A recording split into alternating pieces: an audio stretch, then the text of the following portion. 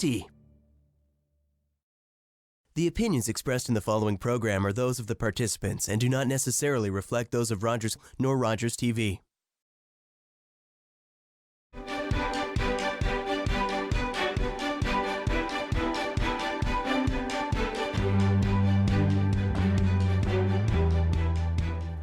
Welcome to Politically Speaking. I'm your host today, Mary J. Murray, and our special guests are the Mayor of Owen Sound in Boddy and the Owen Sound Chief of Police for Police Services, Craig Ambrose.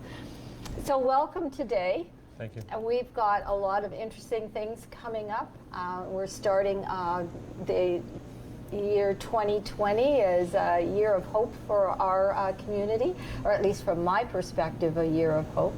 And I just wanted to start off, Ian, and just check in with you for a few updates before we actually get into the meat of the program with Chief Ambrose in terms of the mental health plan. But we're just going to turn it over to you, Ian, first for a little update on all the great things that have been happening.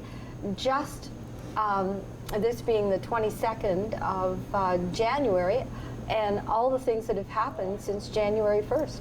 Well, I can probably take up the hour covering all the things that we've done. I don't know, looking forward, 2020, we're going to be hiring a new city manager, and we've started that process. The last meeting we started, announced the start of the review of the official plan, which is a big part of what we do. It sets the rules for all planning development, so much of what goes on in the community. Once we hit the fall, we'll be doing a strategic plan. I've had some building permits given out already for various things and site plans approved, and it's all a blur. Well, there was the ribbon cutting for O'Share on the new building in the new space. Yeah, that happened over Christmas. That was still in Whisker days. That was, before I shaved to come back to work. So O'Share is now downtown. Very nice space. Lots of windows, bright, open, very nice. It's an expansion of their previous place, and a much better kitchen, sponsored by Kiwanis that donated, I think, $100,000. Mm-hmm. Beautiful kitchen. I can't remember. And I believe you were both there on the day of the ribbon cutting, which was just a couple of weeks ago. Yeah, it was between Christmas and New Year's, I think, or maybe just after New Year's. It was the 3rd. Yes. The 3rd of January. Yeah. I wasn't available, but I saw it on social media, and I put it out. That's probably where you saw that. Okay, that's what. So I wanted to ask you a question about the new space, and that is, when you were there for the ribbon cutting, what did you learn about the community? I don't know. I didn't. Well, one of the things that you mentioned is that it was a collaborative in terms of the Kiwanis chipping in $100,000, and with the, I believe Barry's Construction also played a big part in that. But what I guess the meaning behind that question is that O'Share needed a bigger space. They're serving an expanded program for meals. That some perhaps more folks in our community are needing that support. I didn't learn anything new. That's just ongoing. So it's another example of what's ongoing all the time in our community. There's stores that, instead of throwing their food out at the end of their ability to sell it on the shelf, and it's still good food, but it's they're donating it. There's always so much donation that goes on in our community, and you can go back to 1986 or probably before, and we built hospitals with a lot of donated money, MRIs, CAT scans, arenas, restaurants at Harrison Park that burned down. The community's always been pretty good at digging into their pocket and looking after each other. So I didn't really learn anything new, but it confirms what I already know, and that was the community gets together and looks after each other. Yeah. Yeah. Okay. Yeah. And you also, in terms of the other updates, you've got the affordable housing at Odawa Heights. Yeah, that one I did know about before, but the announcement was last Friday with an addition of $6.2 million coming from provincial and federal government to build somewhere between 54 and 60 more affordable units at Odawa Heights. And combined it was 9-point-something million with what they'd put in already, so it's big money, and that will get us to get that project, or that Owen Sound Housing Company, to 2018 they're at 280 units, and by the time they're done here this will be 330 to 340 units, so that's huge. Well, we're certainly moving forward on the affordable housing issue, although we still have over 700 families or people waiting on a waiting list for affordable housing. And I might touch on that too when we get a little further into your mental health plan around the housing issue. And the other piece, Ian, is you're looking for a coordinator to hire a coordinator for climate change. Yeah, majority of council approved the hiring of somebody. We're going through the job description, went through committee, and will come back to council, and we'll go from there. Yeah. So, and then of course the ongoing construction of new builds that are happening. Again, it's a blur. Site plans have come through for the long-term care home on 16th? Southbridge, and I think the yellow fence is up there. Site plan had already come through for the hotel that will be right next door to that. We've seen site plans for residential beside the hospital on 8th Street. And there's other things coming, yeah. That's why I'm looking at a very positive and all of them want to process. put shovel on the ground this spring. So, Yeah. As you can imagine, our planning department has been run off its feet for the last year, because all these things happen before they hit the council table. All the work goes into it before we actually see it at the council table, and there's times that I'm meeting with developers before it ever gets to the planners, so I'm hearing things that are long-term, and then I have to remember what is confidential and what isn't, so sometimes it's a challenge. Well, I won't delve any further into that one. Don't want you to get into any more hot water. What do you mean, any more hot water? You tell me I'm in hot water already? Uh-oh. I don't know. You'll have to figure that one out. I didn't mean more. But anyway, there's always issues that are coming up within a city, and there's always people who think things need to move faster than what they are, and things need to change, and so it's just an ongoing. That's the biggest thing is managing expectations, and we need to be balanced, measured. We have to take into account budgets and all kinds of things, and sometimes people are pushing us to make big decisions right away that we really need to be careful and make sure we're making the right decision, not rushing, and sometimes we rush in things. Well, the other thing too is, which I really appreciate, is the fact that you and I get to chat every few weeks and enlighten the viewers that there's always a backstory, there's always information, rules and regulations that you as a city council and as members of staff for the city have to take into consideration before anything can go forward. And lots of times we just see the surface stuff. Yeah, the headline, and there's meanwhile a 300-page agenda that we went through on a Monday night. That's right. Yeah. So it just gives people the opportunity to stop and think about, well, if there's something more behind this that needs to be considered before we can go forward, and I appreciate giving you the opportunity to talk about that. So, and it's also enlightening for me too, because I just learned so much from these, and I have so much fun preparing my questions. Okay, so those are my two. The next 11 are for Craig. So it's really nice to see you again. Thank you. We enjoyed having you as a guest on Grey County Life and talking about some of the issues that were coming up with the police services. And now you're going to talk to us about the mental health plan. Now, Is this just for the city of Owen Sound, the Owen Sound Police Services, or is this a province-wide part of the mandate? So some of each. So we've rolled out a mobile mental health addictions response team locally with the cooperation of CMHA Grey Bruce, or Bruce Grey, and where this plan is that one of our officers rides along with one of their urgent response team members, or now mobile mental health response team members, and they respond to the calls for service when somebody's in crisis. So when we get a call for mental health, and it's one of those things that is always on the rise, the number of mental health calls is rising steadily year to year, and we want to try and look at how we're responding to those calls and respond to them differently, and try and avoid the increase in calls, and try and put those people in contact with the resources in the community that they can better serve than calling the police. So a lot of it is avoiding that crisis, and if they do get into crisis, making that contact with a caseworker, or making that contact with some support to avoid that trip to the hospital, where it's not necessarily the best outcome for the individual,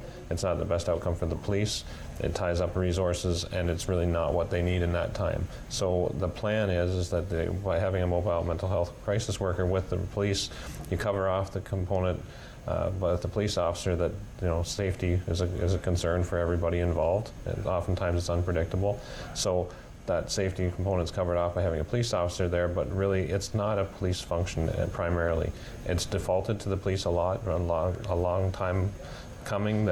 That's the agency of first response 24 hours a day, so it's a police response, but it's not necessarily a police matter, and it's not the best service, and it's not the best use. So the idea is that you bring the mental health worker with you, and they have a better option and better opportunity to interact with that individual, and a lot of times you don't have to apprehend the person with the proper provision of care there at the scene. And so when I say it's a Owen Sound initiative, it is, but it's the way that a lot of areas around the province are going, and by going in that form, the outcomes are better for the individuals, but the downturn on that, the people aren't going to the hospital, it's not filling up the emergency rooms, it's not taking up a visit to the emergency room. The cost to the taxpayer is reduced by doing a proper assessment at the scene by somebody who's better capable to do that than a police officer, because there are risks and liabilities when an officer responds. So for that officer to make the determination that everything's fine and leave the person there, that's not often the right answer, and so we have to look at it, how we're doing it, and better implement that. So when a call comes in, how do you know that you need the response team?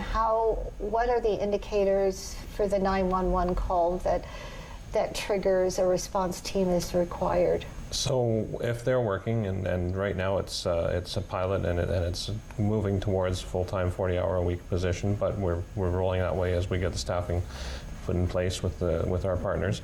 But some of the calls, we don't know right away that it's something that they need to go to. Depending on the information that comes in to the call taker, and depending on what comes into dispatch, it may be a conventional police response with 2 officers attending. But a lot of the times, a lot of the individuals are known to us, known to our officers. That's one advantage that in my last year here I've become very familiar with, that our officers know all the individuals in the community. It's a great advantage coming from a larger urban center. It's totally different in that regard. But the name, the individual. The chances are it's not the first interaction they've had with the police. If they've been in crisis before, we know their background. So a lot of times the mental health workers, if they're working, will say that's something that we can respond to, and we'll go and respond to that, even if it isn't an obvious mental health call at the beginning. Sometimes our officers respond, and then they end up calling our mental health response team to come and take it over, because it isn't what was originally turned out to be. It ended up being more of a mental health related call, and then they'll call and turn it over, and they'll handle it from there. So the goal is to move away from, eventual goal is to move away from getting people into crisis in the first place, and having the supports in place and everything there, so that we don't end up getting the call at all.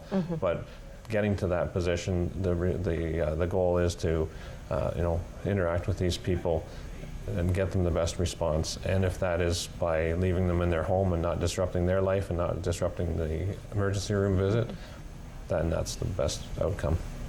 Absolutely, and I think the overall plan has initiated from the Police Services Act in terms of the community safety and well-being plan. But in the previous conversation we were having in the lobby is that the mental health plan is separate from the community safety and well-being plan, but will actually become part of it when the whole plan is put together?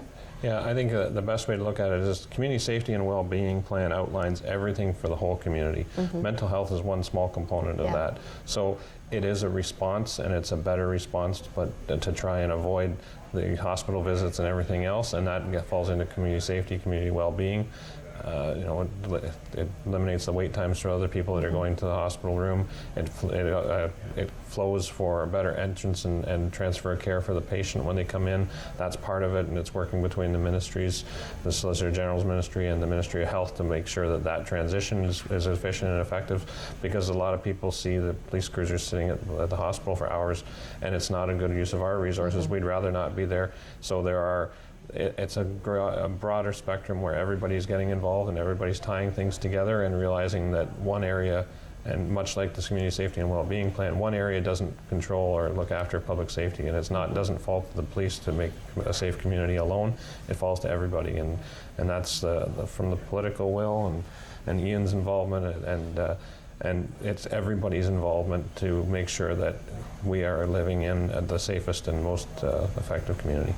I think that's partly answering the question about transformative leadership when we're taking the whole community into account, as opposed to compartmentalizing and siloing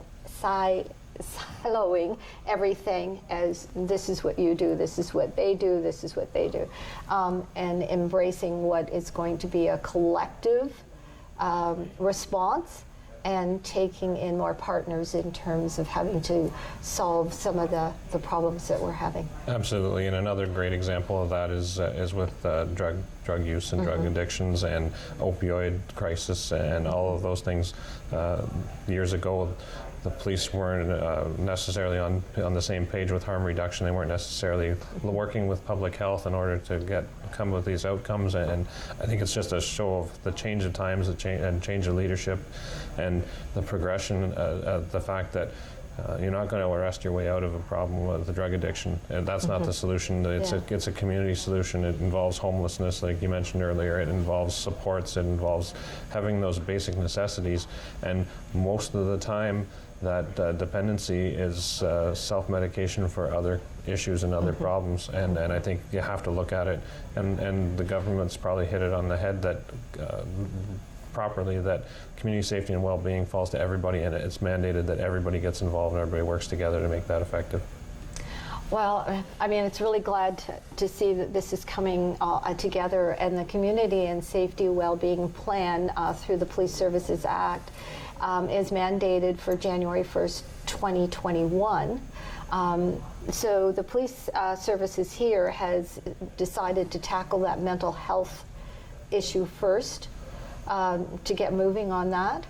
I think it probably was just one of the things that we were looking at. We're always looking for cost-effective manners of dealing with things, and it wasn't a cost-effective way of dealing with it when we were having our resources tied up at the hospital, and it wasn't a cost-effective way, and it wasn't a good outcome for the patient by having to apprehend somebody when really they were better served by having somebody come to their house. And it's traumatic, and the more you get into making arrests and the more issues you have and the more liability, the less efficient it is for the person who's going through that crisis. So really it's a matter of, that was one of the things that we could easily, that was one of those easy wins, that we could work with our partners at Canadian Mental Health and come up with a response to that. And that was one of the first things I did when I came, was create that working relationship and develop it and expand it. But I think there's a whole number of areas where we can expand and work with community safety and well-being, and it's just the tip of the iceberg. So the police are involved in it, but I think we have to remember that it really needs to be driven by the whole area, the whole community. and the police are one portion of that, and it's really a politically driven thing. The government has mandated that everybody will create a plan, everybody will get involved, everybody will work together, but I think it's an area where it was initially brought in through the Police Services Act, but I think as you see it develop and people and the communities take it over, and Grey County went all together and put it together as a county because everybody was responsible for putting one together, I think that's where you're going to see the best collaboration in order to get the best result and the best product. So the next step for that, there'll be some community consultation meetings and then move forward and create a plan. And I think it's a community response. It's not a police-driven response as to what those areas of focus are going to be and where the priorities are going to lay. And I think for the Grey and Bruce counties, that's an easy win because we've already been working together in so many of the agencies, organizations, and institutions, and we've been sitting around tables for years and actually building relationships and beginning to understand what services are in our community and what those services provide and how people and services can link together. So I think it's an easy win for our community to actually move on the community safety and well-being plan, because I think a lot of that foundation was already there.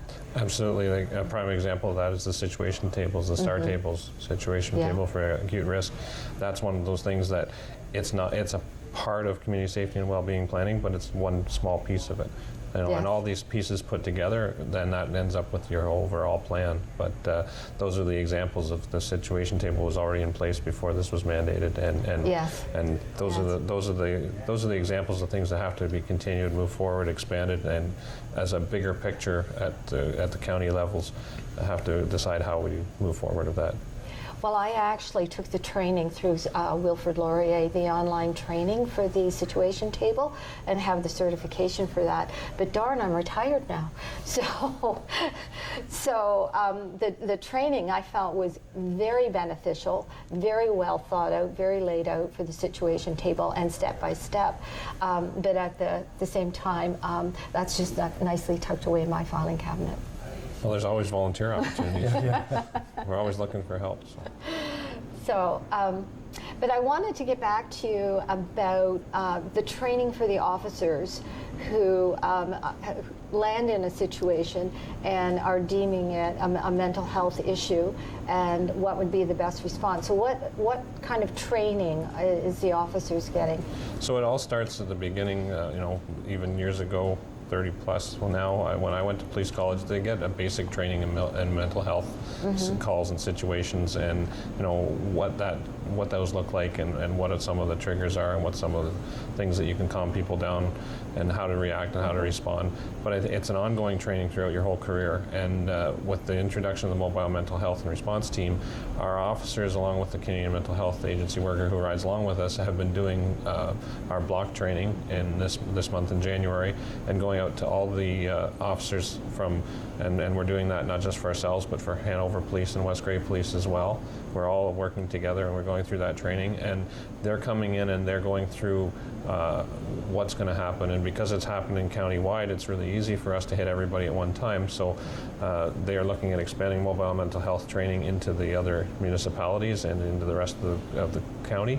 And as well, part of that is a transfer of care form. So they're being instructed on how to fill out the basic mental health screener, so that the officer can basically, so that there's some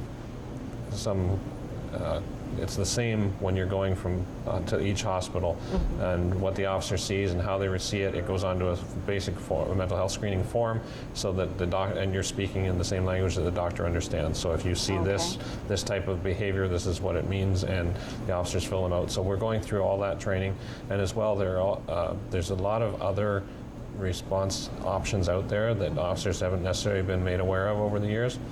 The nice thing about this training is that the Canadian mental health worker there is able to expand and notify us of all the programs that they have. They're also the customers that we see on a regular basis, the repeat callers that are in crisis, we can try and refer them and try and get them help before they get into crisis. So it's a big package. It might be as simple as having the officers made aware that, if you're talking to this individual, this is a trigger that will set them off and will escalate the situation. And we can keep track of that information so that when officers are responding, they know what not to talk about, or we know what to talk about. So that's the training that we're going into, and it's a lot more in depth than it ever has been in the past. So. Well, I can certainly understand that, because there's certainly the need to divert resources where they're needed as opposed to where they're not needed. But I believe there's a whole series of mental health support systems within our community, not only the CMHA, but also the crisis intervention team and the assertive community treatment, the violence prevention, addictions, choices and new directions, and of course the detox center and the Grey Bruce Health Services. So we have a number of services within our community to support the initiatives that the police are actually engaged in right now with the mental health plan. Yeah, a lot of those things officers weren't necessarily aware of, and that's part of the whole education process, is to say this is what's available in the community, and it's never been it's being delivered by the community partner through the CMHA, but they also are aware of all those programs that the police, quite honestly, we don't have time or don't necessarily know what all is out there. And a lot of these people that we're dealing with in mental health crisis, they already have a lot of the things and supports in place, and we're not aware of that. So the nice thing about it is we have access to the worker from CMHA has access to the database, so they are well aware of what their community treatment already is and what supports they have in place. So it's a big advantage to us. It's really interesting to know and to understand now that officers are going into a situation with an idea of what the triggers are. So the idea is to de-escalate rather than re-escalate. It's to de-escalate what is happening, and to be more proactive in what are the next steps. Yeah, so I mean, in the past, officers, whether the options were there and we didn't know about them, or whether they weren't really there and we were in a position where we had to deal with things, the officers now are in a position where they have better knowledge. And a lot of times in the past, it was when you arrive to a situation, you speak to the individual, and you have to make a determination on whether or not you have to apprehend them for their own safety or the safety of the community. And the Mental Health Act clearly states what those criteria are and what those grounds are that you have to meet. And the officer was in a position where they're not an expert. And if they meet those criteria, then you take them to the hospital and you deliver them to the expert. Yeah. Now we're in a better position, and that's not helpful, because it's not good for the individual, and it creates a lot of cost down the stream. Yeah. And a lot of times you're waiting in the hospital for 2 or 3 hours, and you're leaving out the door at the same time, and you can give them a ride back home. Oh, yeah. So that wasn't working. So now the big idea is that we would apprehend a lot less, and the number of times that we apprehend are the ones that need to be apprehended and need that support and the hospital care. And so I'd like to see it go from where we were 75% of the time we were apprehending somebody and taking them to the hospital, and they were getting admitted 25% of the time. I'd like to see that flip around, so that we may apprehend 25% of the time or less. I mean, I'm not saying I'd love it to be zero, but we're apprehending a whole lot less, 25% of the time. But the people that we're apprehending, the admissions rates go up to 75% or more, so that it's the right people getting the right service from us. Well, I'm just going to tell you a little anecdote, and I know that this was quite a few years ago, before your time, but I do have a lot of respect for this particular officer. I had to make a call, and this person was in absolute distress, and I thought that there was going to be some harm involved as well, and the officer who came to the scene was absolutely fantastic.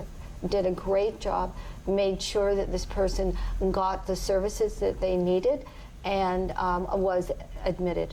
I know this doesn't happen on a regular basis, but I actually wrote that officer a thank you note, because just click, click, click, click, click, did all the right things, put everything in place. And now, that was one officer a few years ago. Now you've got a whole team. Now you've got everybody on board doing the same thing. That's certainly the goal, that everybody knows all the options that they have and we can give the best service for the community. Yes, well, I think you know, that's a good thing. That's a really good thing. Yeah. So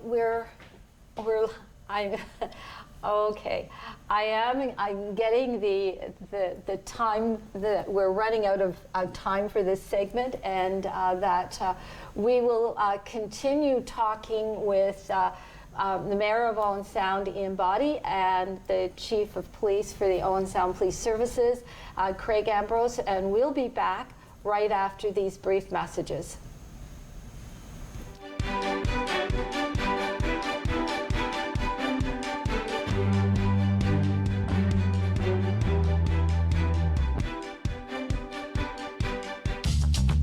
This program is brought to you by Ignite TV. Now you're in command. Visit Rogers.com for more details.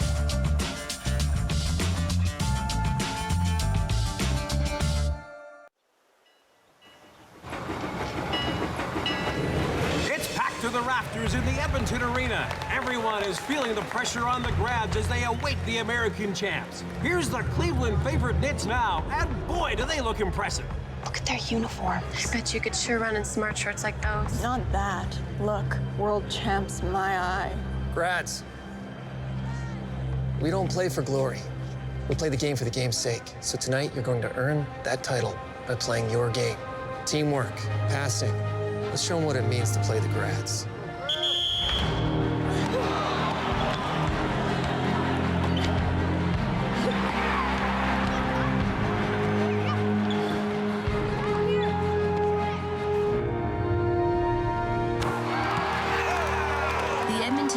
Were champions for 25 years. The record of 502 wins and only 20 losses is unmatched in all of sport.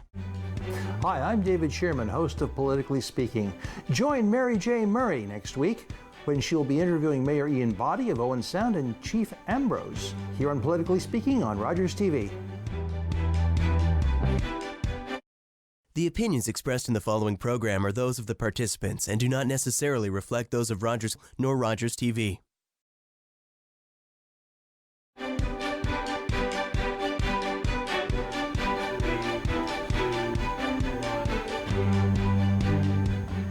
Welcome back to Politically Speaking, and we're continuing with our guests, the Mayor of Owen Sound, Ian Boddy, and the Chief of Police for Owen Sound, Craig Ambrose. Sorry, I was following the red lights. And we're continuing on with the mental health plan that the police services has implemented as part of the community safety and well-being plan. And you were saying that this piece was something that you could tackle right now and get started on it. And so from this mental health plan, we can actually start building in better resources for our community.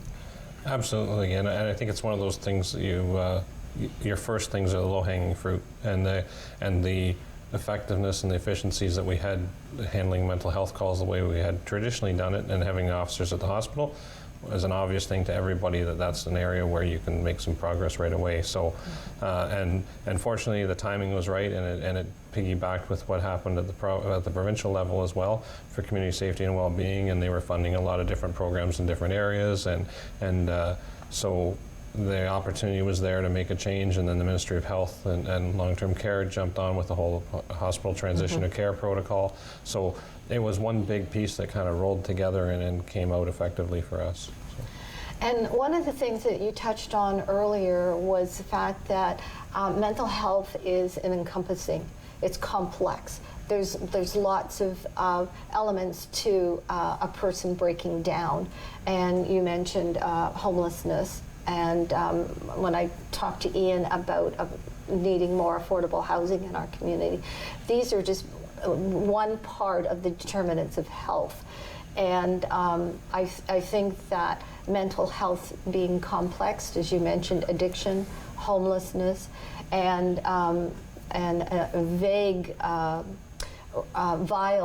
veiled reference that I was trying to get from Ian was that many community members are needing food through food services that we have, meal services that we have in our community. So once we start getting into the determinants of health, it also affects someone's overall mental health. Absolutely, and you know what, if you don't have a roof over your head, that's your first priority. It goes down to Maslow's hierarchy of needs, and it goes down to, income security, food security, housing, health, overall general health, all of those things, and that's a lot of times when people get into addictions and drug use. Because they don't have those other needs met.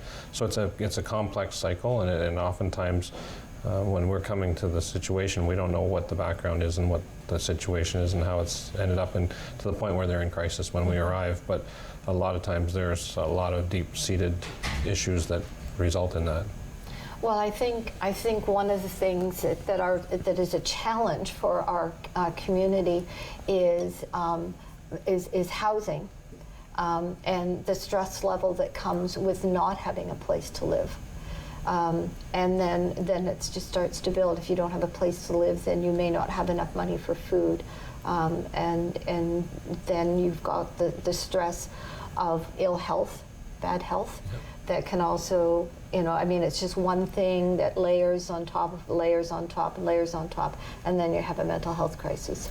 Absolutely, and similarly, if you only have a certain amount of income, then you have to decide on whether you're going to put food on your table or you're going to put a roof over your head. And the option is out there that when the weather's nice, that you can stay outside and stay in a tent. That's a lot of what leads to the visible homelessness that we see in the community and in different areas and parks and different things. And that's it comes down to how you're going to spend what you've been given and how you're going to make do for that month. Well, the other thing too is if you're not eating well and you're in ill health, you're not always making the best decisions that are going to help you move forward. And so that's generally where you get into the addiction. Absolutely. Yeah.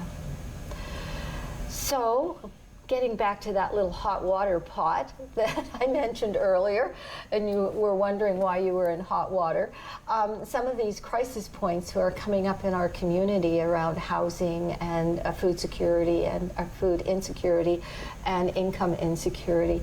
So these are some of the issues that sort of land on your table. Well, they don't really land in the city table, just to be clear. Social services and housing is at the county level, and the county does have a plan for housing for homelessness. It's through the county that the provincial and federal funds come to the Owen Sound Housing Company. So it's really more county jurisdiction than it is mine. Even as we're happy to get those 59 or 54 to 60 new homes. It's really through the county. A couple of weeks ago, we had Anne-Marie Shaw from the county come and present at council because we know we get more media than any of the other communities, municipalities in our area, plus we've got the Rogers cable going. And unfortunately, it was also the same night that the climate change kids came, and Anne-Marie's message, I think, got lost. Media didn't pick up on it at all, which is, there's only so many square inches of line space, etc. But there is a very good plan that there's been a lot of money and time and thought put into at the county level on homelessness and on affordable housing. I think I probably mentioned to you before about going to a seminar in Toronto that was on housing, and they showed a neighborhood that had a shortage of housing, and then they showed a neighborhood that had an overabundance of housing, and it was the same neighborhood. So we have an awful lot of people living in our town that are an individual or two people living in a 3- and 4-bedroom house that they're heating. And from a climate change point of view, they're heating with natural gas. They're heating 4 bedrooms, and they're using one of them. They're there for them and their dog, and they've got their two SUVs in the garage, and every light is on in the house. And those are homes that a family could have been living in. So as we expand further and further out, so part of our goal, certainly with residential development that's coming, will be that. What we call middle housing, townhouses, 1,000 square foot homes that you see in a slab with a garage and 2 bedrooms. You see them more often in the smaller towns around Owen Sound than you see in Owen Sound. But those are what are needed so that retired people will move out of their homes, free them up for families, and move into those homes. So it's a long, vicious circle that nobody without, well, provincial, federal governments maybe have enough money to throw at it, but at the municipal level, it's a slow process because of funding and ability to pay for it. When I was building with Habitat for Humanity, we were building 1,000-foot footprint and homes on 2 levels, just down in Owen Sound in the old dairy area. Yep. Yes. Down in that area, and so we're looking at reducing, reusing, recycling as not just being a mantra anymore, but actually an active lifestyle. That probably goes back 15 years probably to that building, and what was there, 6 units in there? 2004, I believe it was. 16, it was close. Yeah. I don't have the hammer, the muscle power for hammering anymore. Yeah, no, but that was a neat project in that it was a number of homes and reclaimed land, services are already there. Yeah. School at that point was right around the corner. That was a great project. I think there were 6 homes. 6 homes, yeah. 2 and 2. Yeah.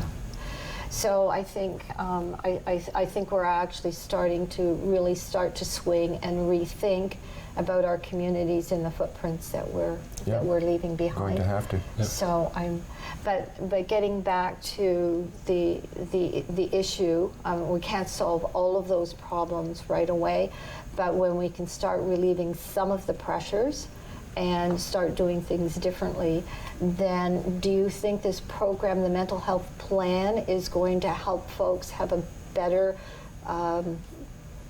response going forward? They're not going to be feeling that the police are just kind of on them?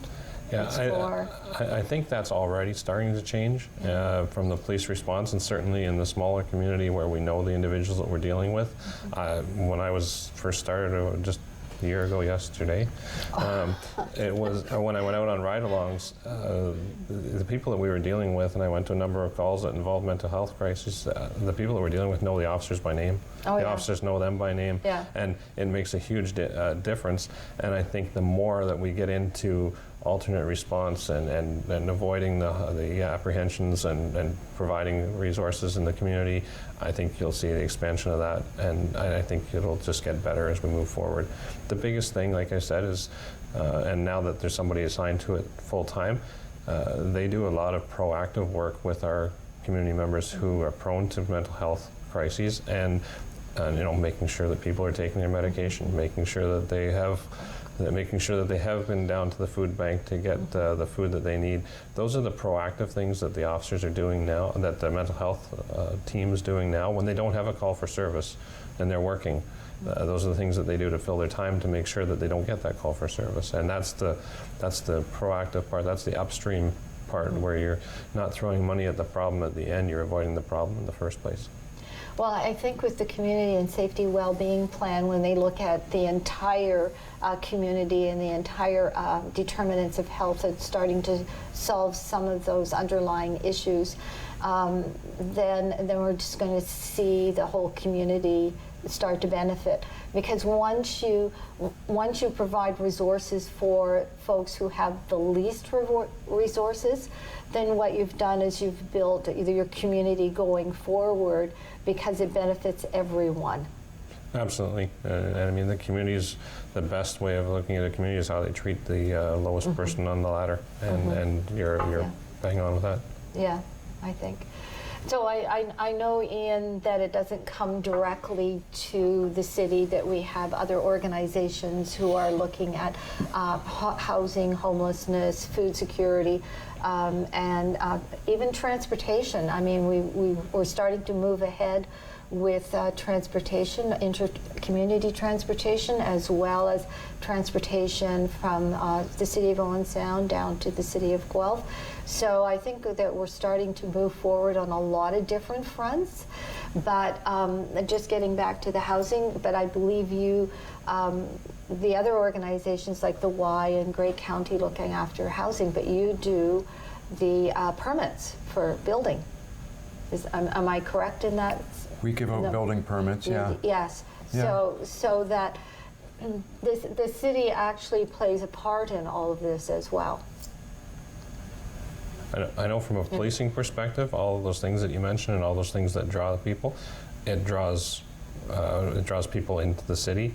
It is also, draws and drums up our business.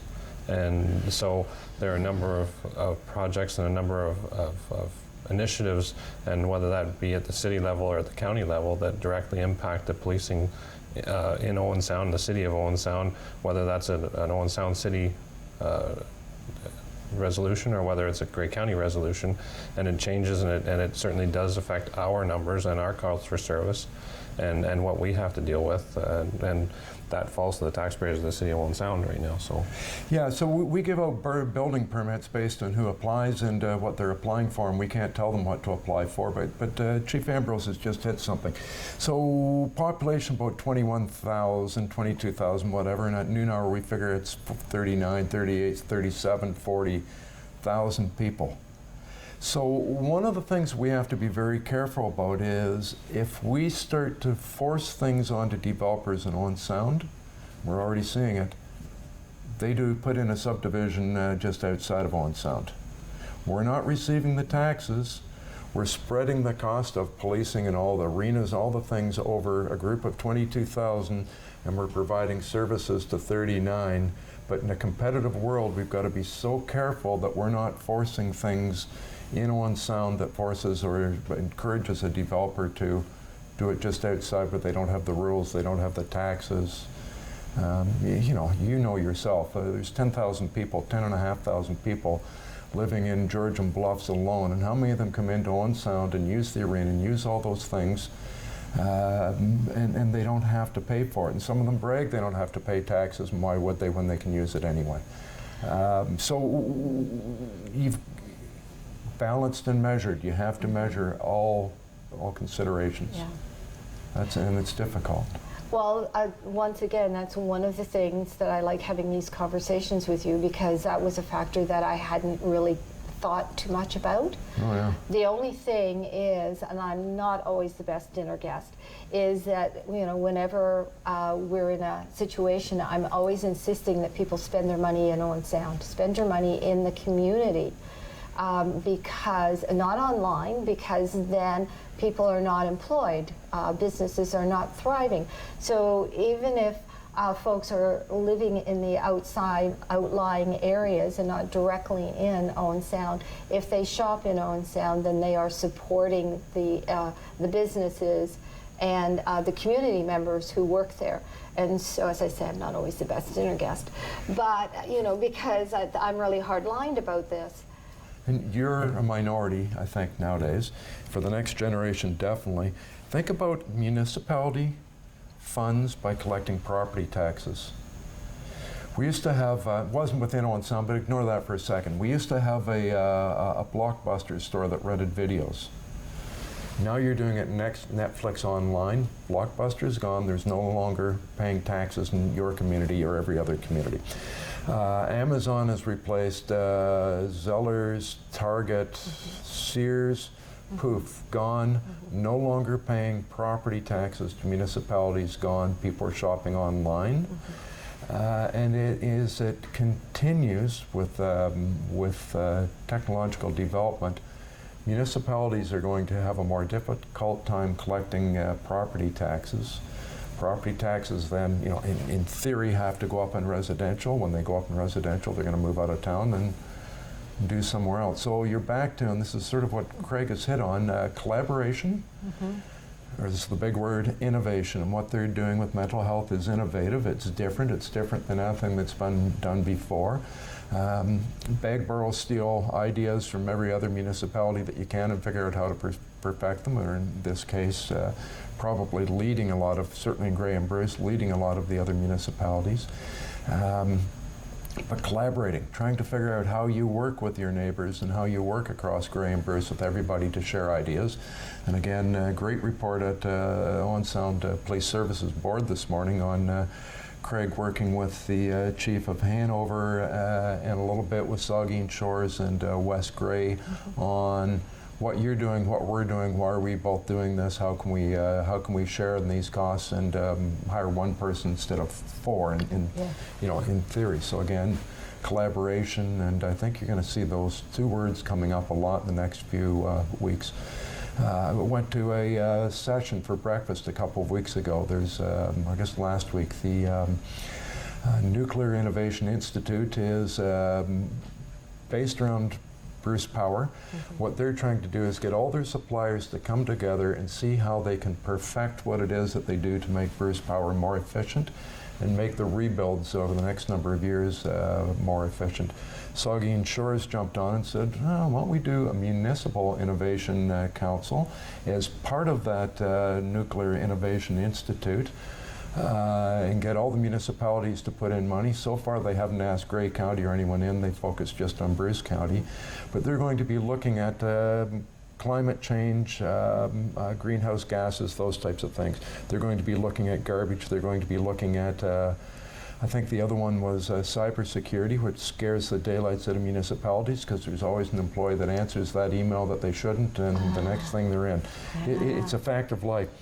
So we can each do this individually and all run it by hire an employee to look after each of these things, or we can try and do it with the one specialist really using the whole Nuclear Institute, which is right there at our doorstep. So collaboration, innovation, we haven't got the invite yet, so I don't know that it's ever coming, but we got to start working together to cut our costs and do it better. It's not just cutting costs, it's doing it better, and that's kind of what you hit on.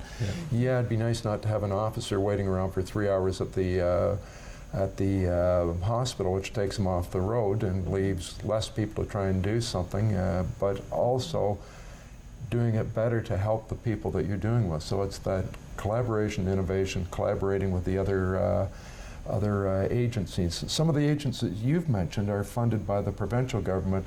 They've been cut over the years, so they had to collaborate, or else it got downloaded municipality.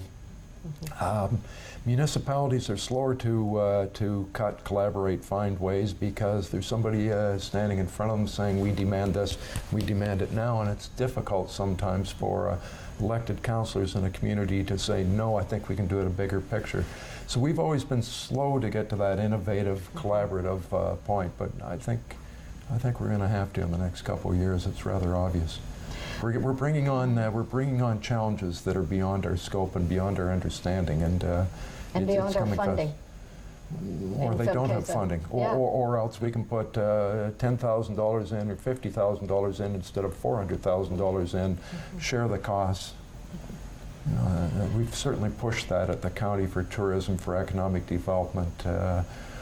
Fire communications right now, all the towers we're working on putting one phone system in that they would all use. Well, geographically, we've always had challenges within Grey and Bruce County, just the geography alone.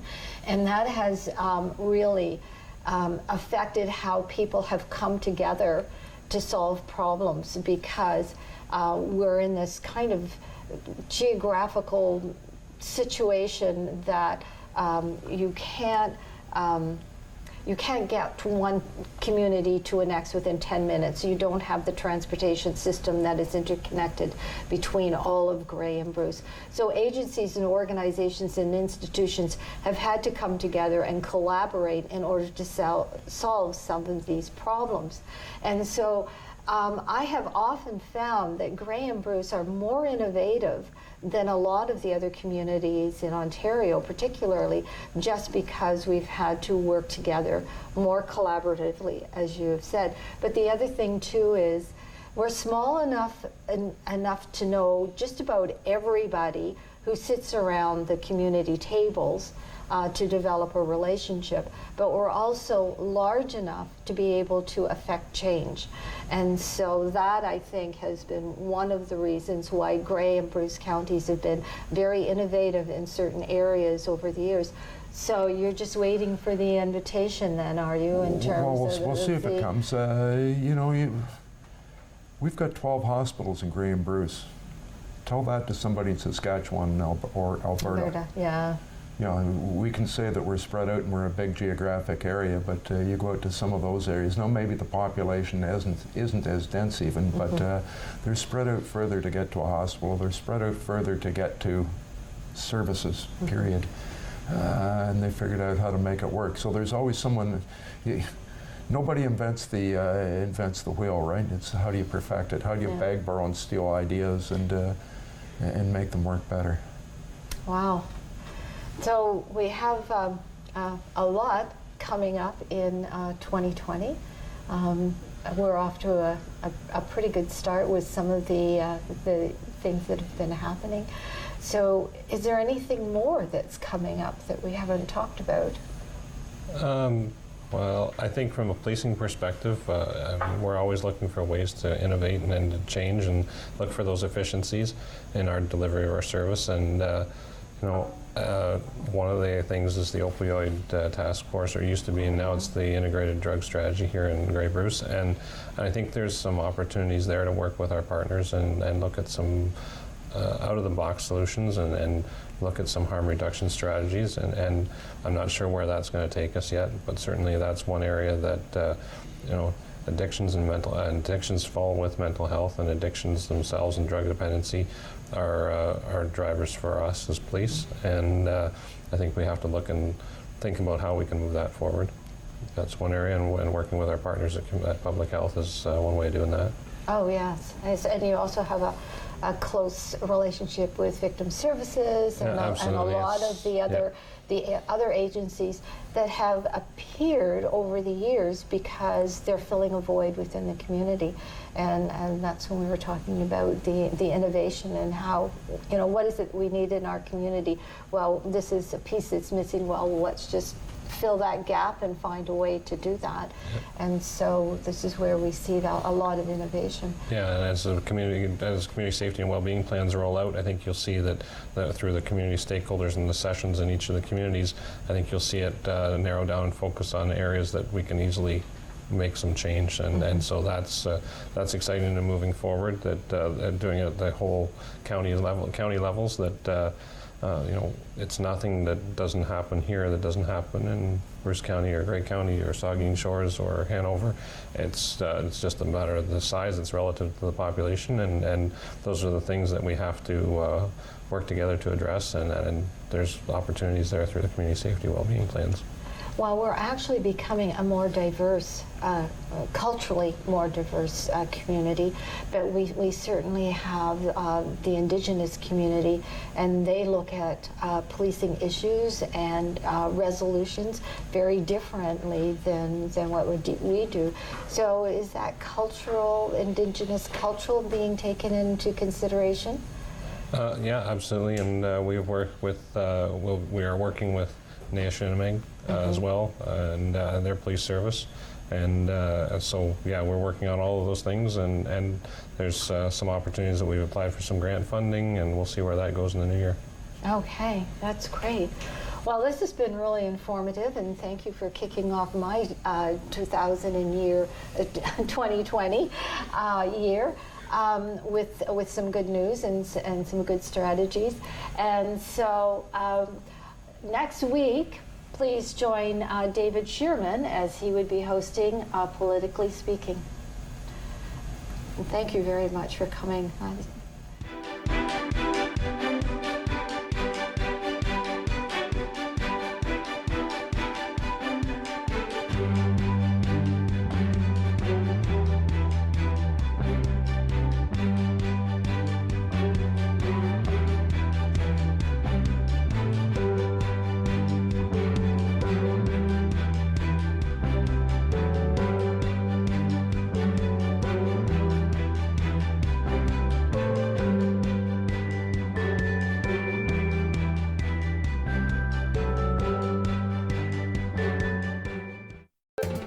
the Rogers TV viewer response line, email us, or connect with us on social media.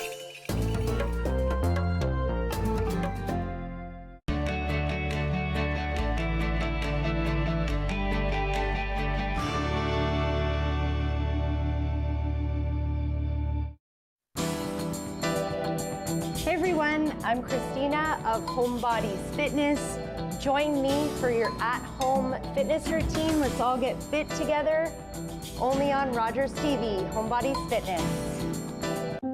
I came here to find safety. Please, sir.